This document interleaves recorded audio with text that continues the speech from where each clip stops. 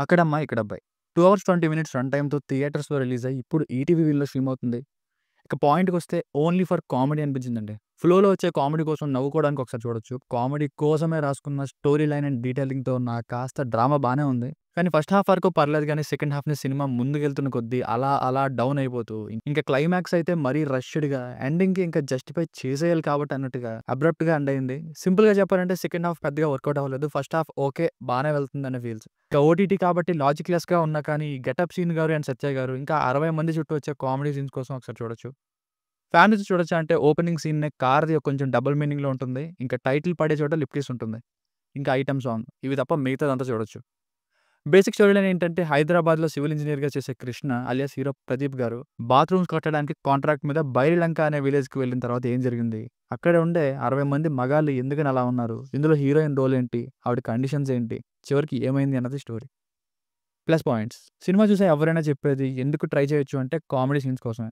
వెన్నెల కిషోర్ గారు అండ్ బ్రహ్మానందం గారు ఉన్నారు. బట్ వాళ్ళున్న రన్ టైమ్ అంతేం నవ్వు తెప్పించలేదు. కానీ మిగతా రన్ టైమ్‌లో ఉండే సత్య గారు, ఇంకా గెటప్ శ్రీను గారు వీళ్ళిద్దరు కాంబినేషన్‌లో వచ్చే కామెడీ మాత్రం చాలా సార్లు నవ్వేలా చేసింది.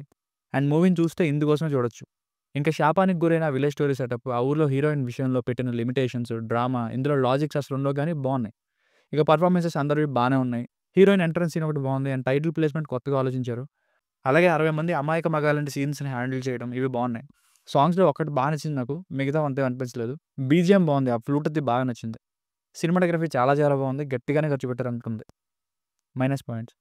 ఫస్ట్ హాఫ్ కాంప్రమైజ్ అయ్యి కామెడీ వలన అలా అలా చూసేస్తాం. కానీ సెకండ్ హాఫ్ మీకు క్లియర్‌గా తెలుస్తుంది. ఇంటర్వల్ తర్వాత ఇంపాసిబుల్ అనేలా ఇంత పెద్ద రెస్పాన్సిబిలిటీ ఉన్న హీరో చుట్టూ రాసుకున్న ఈవెంట్స్ నవ్వు తెప్పించడానికి తప్ప కన్విన్సింగ్‌గా లేవు. అసలు లార్జర్ థాన్ లైఫ్ సిట్యుయేషన్‌కి ఒప్పుకోవడమే గొప్ప అంటే ఆ తర్వాత నేరేషన్ ఎంగేజింగ్‌గానే లేదు. అక్కడే లాజిక్స్ మిస్ అయ్యాయి. క్లైమాక్స్ కంప్లీట్‌గా ఫెయిల్ అయింది. ఫస్ట్ హాఫ్‌లో సీరియల్ సాంగ్స్ కామెడీ అయిపోయిన తర్వాత అనవసరమైన ఐటెమ్ సాంగ్. అసలు సినిమాలో అన్ని సాంగ్స్‌నే అక్కర్లేదు. ఇక లవ్ ఫీల్ అయితే పెద్దగా ఏం లేదు. ఏదో హీరోయిన్‌తో హీరో లవ్ అన్నట్టు నామమాత్రానికే. దీనివల్ల హీరోయిన్ కోసం ఒప్పుకోవడం లాంటివి అంత బలంగా కన్వే అవ్వలేదు. ఆ సాంగ్స్ ఒక 2 పీకేసి వాటి ప్లేస్‌లో 2 ఫీల్ గుడ్ లవ్ సీన్స్ రాసుకుంటే బావున్ను. ఎమోషన్స్‌ని కూడా బాగా జనరేట్ చేసి ఉండొచ్చు. లాజిక్స్ ఎస్పెషల్లీ సెకండ్ హాఫ్‌లో మర్చిపోవడమే ఇంకా.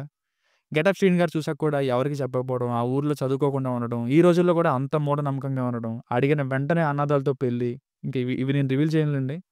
ఇవన్నీ ఐడియాస్ బావున్నాయి గానీ, ఎమోషన్‌ని కన్విన్సింగ్‌గా పెట్టాలిగా. ఇంకా ఇవన్నీ వదిలేయడమే. సో, ఫైనల్‌గా మూవీ వర్డిక్ట్ ఏంటంటే కామెడీ ఫిల్మ్స్‌లో లాజిక్స్ లేకపోయినా నవ్వించొచ్చు. కానీ ఇక్కడ ఫస్ట్ హాఫ్ ఒక మాదిరిగా బానే వెళ్ళిన తర్వాత, సెకండ్ హాఫ్ అలా డల్ అయిపోవడం, కన్విన్స్‌నే అవ్వట్లేదంటే లార్జర్ థాన్ లైఫ్ సీన్స్‌ని పెట్టడం, క్లైమాక్స్‌లో విలన్ని మరీ ఎండ్ క్రెడిట్స్‌కి లిమిట్ చేసేసి, సినిమానే ఆయనతో స్టార్ట్ చేయడం, వీటి వలన ఓటీటీ కాబట్టి strictly for few comedy scenes అని చెప్పొచ్చు. దీనికి రేటింగ్ వచ్చేసి ఇది నా ఒపీనియన్ 2.75/5. మీకు కనుక నా వర్క్ నచ్చినట్లయితే మరిన్ని రివ్యూస్ కోసం మన ఛానెల్‌ని సబ్స్క్రైబ్ చేసుకోండి. Thank you.